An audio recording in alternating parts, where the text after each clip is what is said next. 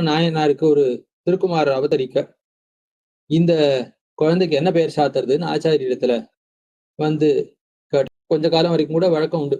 ஒரு குழந்தை பிறந்த ஆச்சாரியத்துல தான் என்ன குழந்தைக்கு பேர் சாத்துறதுன்னு கேட்பா. இப்பயும் பல திருமாளிகள் சிஷ்யர்கள் பலரும் கேட்டுட்டு இருக்கா.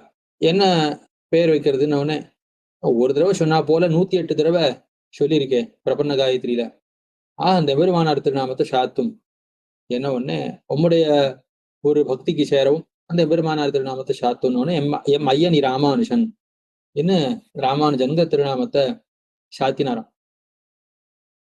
ஒரு ஆச்சாரியருடைய திருநாமத்தை சொல்லிக்கொண்டே இருந்தா அதுவே தாரகமாக இருக்கும். அன்னிக்கும் அமுதூரும் என் நாவுக்கேன்னு மதுரகவி ஆழ்வார் எனக்கு நம்மாழ்வாருடைய திருநாமத்தை சொன்ன மாத்திரத்திலே நாக்குல ரசம் ஊறுறது, இனிப்பு ஊறுறது, தேன் ஊறுறது அப்படின்னு அவ்வளவு இனிதாக இருக்குன்னு அருளி செய்கிறார்.